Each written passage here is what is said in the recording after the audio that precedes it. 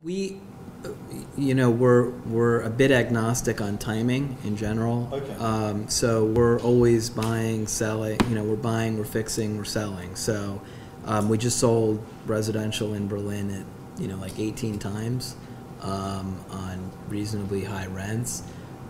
At the same time, we're also buying in Berlin. So it just sort of depends on where the opportunity is, because we're trying to capture that gap and create value.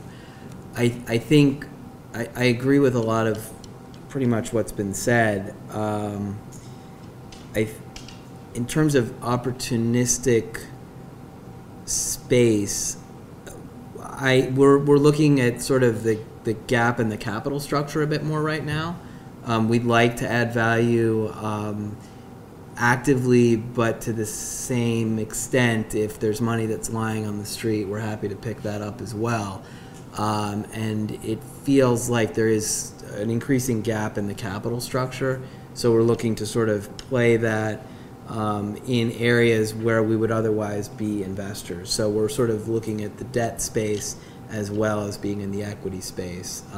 The markets that we'll focus on for that are obviously the same. So if we wouldn't do a deal in a tertiary location on the equity side, we won't do it from the lending side either.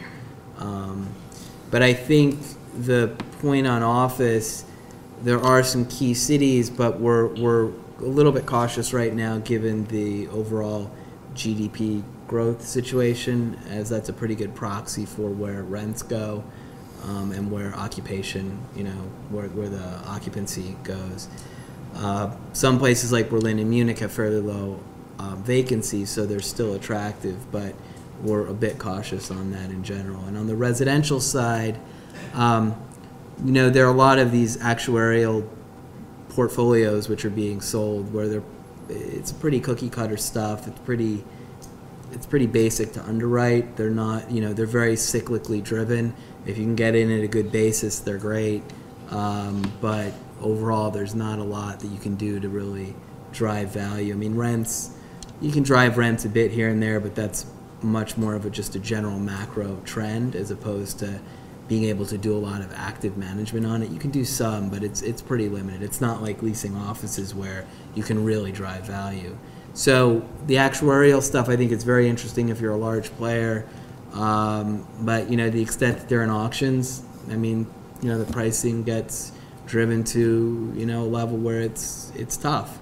So on the smaller side, it's very much a cherry picking exercise, I think.